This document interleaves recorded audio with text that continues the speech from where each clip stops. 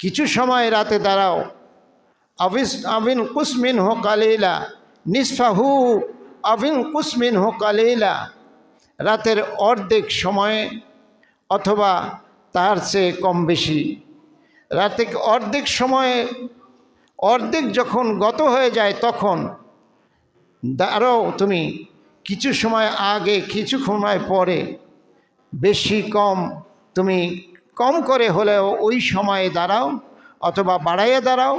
ওয়ারাত্তিলিল কোরআন তারতিলা, দাঁড়িয়ে দাঁড়িয়ে নামাজের মধ্যে থেমে থেমে বুঝে বুঝে যখনই তুমি কোরআন থেকে মালিকের সাথে কনভারসেশন কথাবার্তা বলবা, মালিকের সাথে বিশ্বাস করে কথাবার্তা বলবা, এই কথোপকথনের সময় আবেগে তোমার চোখ দিয়ে পানি এসে যাবে।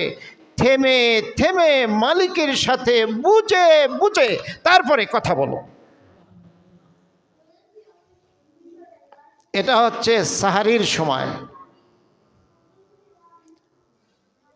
অন্যান্য ধর্মের রোজাদারের সাথে এই রোজাদারের পার্থক্য হলো তাদের রোজার মধ্যে সাহারি নেই, আমাদের রোজার মধ্যে সাহারি আছে। তার মানে আমাদের রোজার মধ্যে বরকত আছে। এখন আসেন, রমজান মাসের রহমতের দরজা আল্লাহ খুলে দিলেন। হাদিসের ঘোষণা, প্রথম 10 দিনের সূচনা দিন, শুরুর দিনে রহমত খুলে দিলেন। সেই রহমতের দরজা দিয়ে ঢুকেই আমরা দেখতে পেলাম সাহারি। কি দেখতে পেলাম? সাহারির পরিচয় দেওয়া হলো এভাবে আল্লাহর নবীর মাধ্যমে যে সাহারি হচ্ছে সবচেয়ে বরকতময়, বরকতওয়ালা সময়। আর আল্লাহ বলছেন ওই সময়ে শুধু সাহারি না, তুমি দাঁড়িয়ে যাও।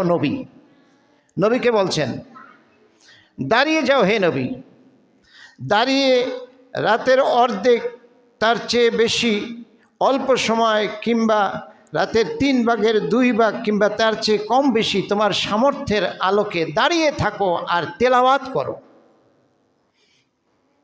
কি নুরানি আয়োজন, কি আকর্ষণীয় আয়োজন, কি বরকতময় দৃশ্য।